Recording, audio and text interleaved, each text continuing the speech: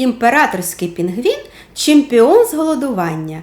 5 місяців на рік він нічого не їсть. Він живе за рахунок жиру в організмі і втрачає близько 7 кг ваги при мінус 60. Він втрачає приблизно половину ваги свого тіла. Це величезна різниця з нами, людьми. Ми завжди їмо, окрім випадків, коли спимо. Більшість їдять щодня 3-разово, а також перекусують і не забувайте про безалкогольні солодкі напої, а наприкінці дня про різноманітні солодощі. Ми – суспільство перенасичення. Тож харчова промисловість в захваті, але наш організм – ні. Це має свої недоліки у вигляді ожиріння, діабету, хвороб серця або гіпертонії. Але традицією є не тільки триденне харчування. Періодичний піст – це також традиція. Християнство, іслам та юдаїзм мають чітко визначені періоди посту.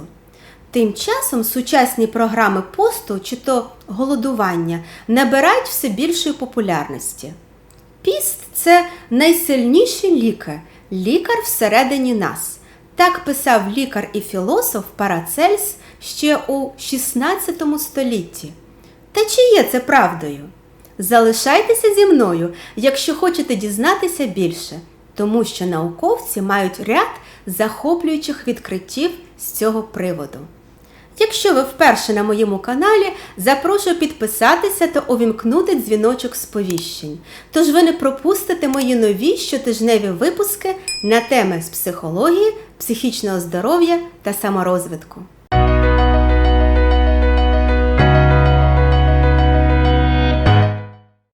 Це не секрет, що велика кількість їжі завдає шкоди тілу та мозку.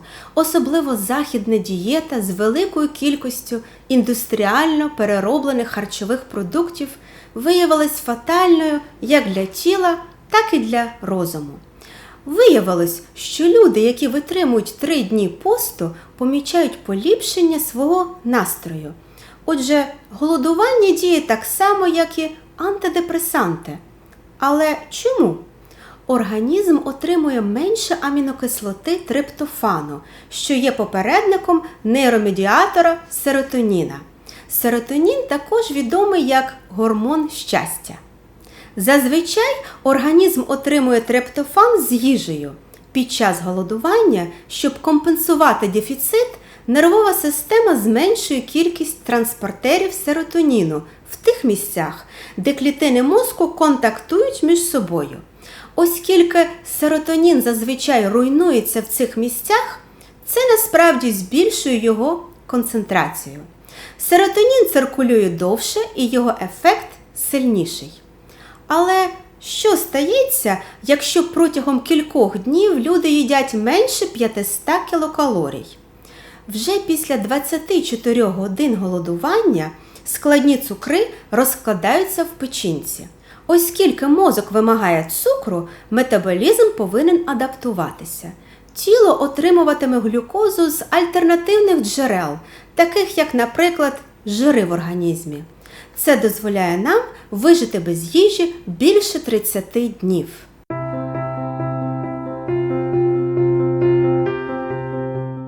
Але не потрібно так довго голодувати. Це було б нездорово. Але короткі періоди голодування є корисними, як показують дослідження на тваринах. Комахи, щури та миші – всі вони живуть довше і здоровіше, якщо їдять помірно. Вони мають більш збалансований обмін речовин. Запальні маркери в крові падають, як і артеріальний тиск, а частота серцевих скорочень знижується.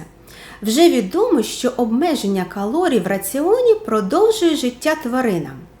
Періодичне голодування також позитивно впливає на рівень інсуліну та глюкози в нашій крові.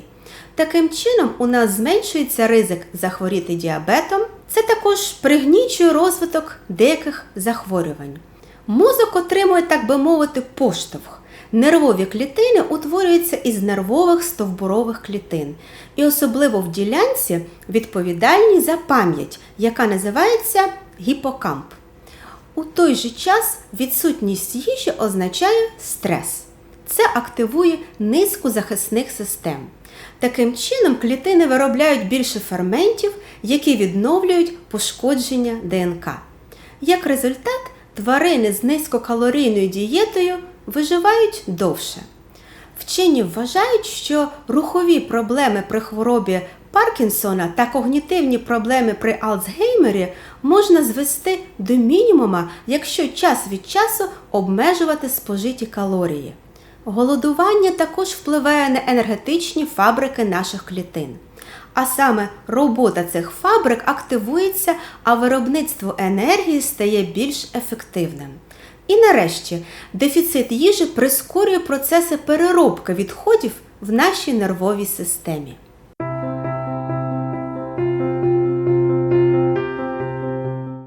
Тож піст благотворно впливає на лабораторних тварин. А як щодо людей? Люди і гризуни різні. Є дані, що люди з хронічним болем та люди з високим кров'яним тиском або ревматизмом отримують користь від голодування, яке може допомогти полегшити симптоми. Велика кількість досліджень щодо періодичного чи інтервального голодування на людях ще не проводилась. Але в одному з масштабних досліджень 60 людей похилого віку голодували через день протягом 3 років. Їх порівнювали з іншою групою, яка мала звичайний режим харчування.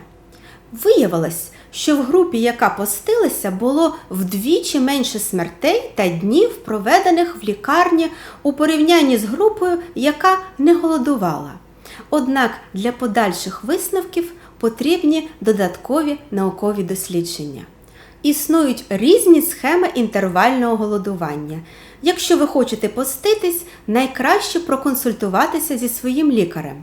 Це, безумовно, не рекомендується робити дітям, вагітним жінкам та годуючим матерям, а також людям із розладами харчової поведінки, такі як анорексія, булімія тощо.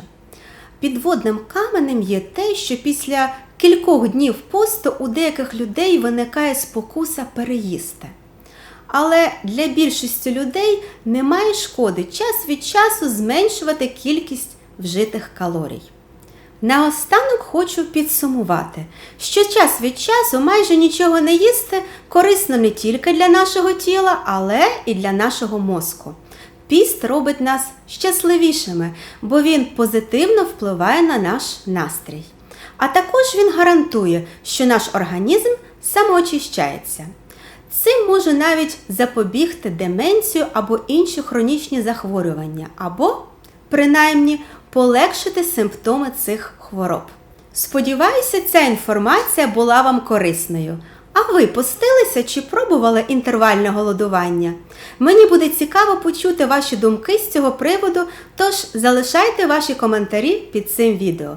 Будь ласка, підтримайте мене лайком, а також підписуйтесь і не забудьте увімкнути дзвіночок сповіщень. Щиро дякую за перегляд. До побачення!